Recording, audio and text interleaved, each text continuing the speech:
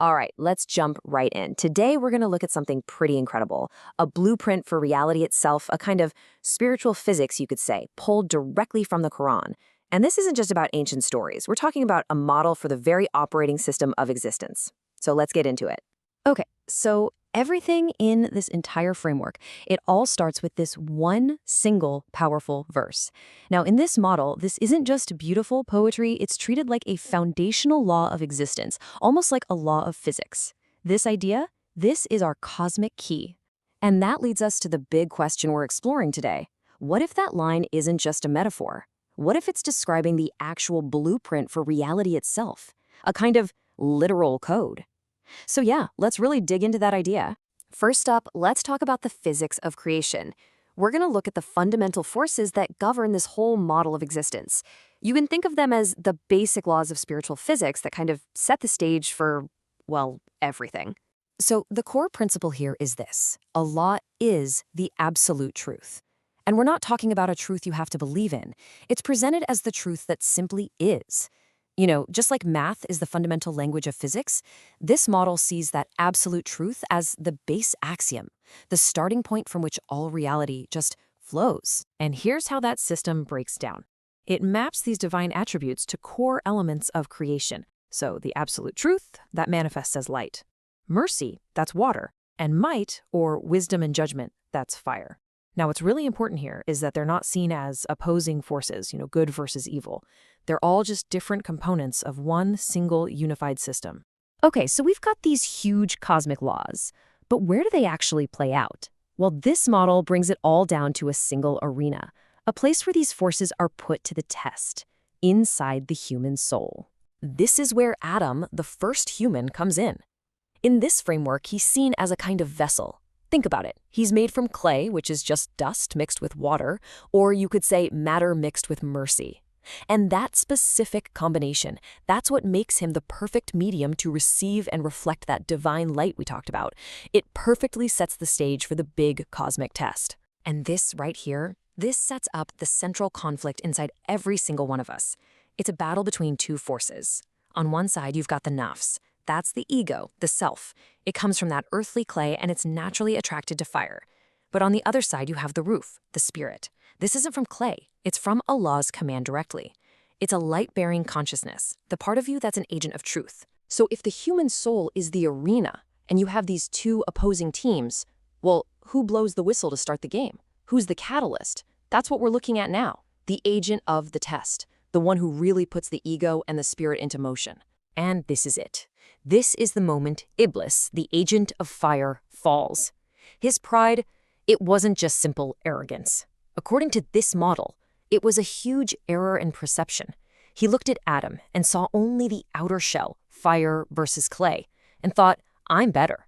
He completely missed the most important part, that divine spirit, the ruh, that was placed inside Adam. It was a judgment based entirely on appearance, with zero knowledge of the inner truth. A fatal mistake. Okay, this is where it gets really interesting. This leads to a super important idea in this framework. Reality isn't the simple black and white good versus evil battle happening in two separate worlds. No, it's actually a single, continuous surface with a twist. And the best way to visualize this? Think of a Mobius strip. Seriously, imagine you have a long strip of paper representing the fabric of existence. Let's say one side is labeled light and righteousness, and the other side is fire and pride. Now, take that strip, give it one half twist, and tape the ends together. All of a sudden, they're not separate sides anymore. They're part of the same single continuous path.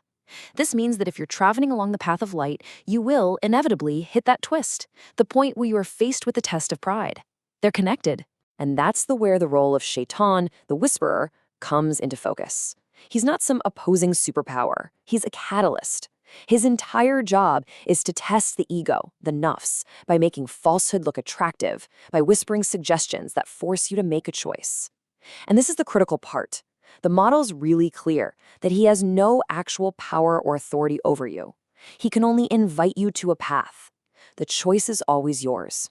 Okay, let's zoom out for a second. This internal battle we've been talking about, it isn't just happening inside individuals. It's also played out on the grand stage of human history through the stories of the prophets. And this verse right here is the anchor for that whole prophetic timeline.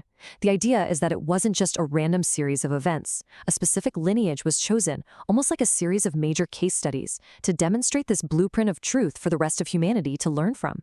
And when you look at the timeline, you can see this clear progression. It all starts with Adam and the beginning of the test. Then you see each prophet facing a key part of that same cosmic drama.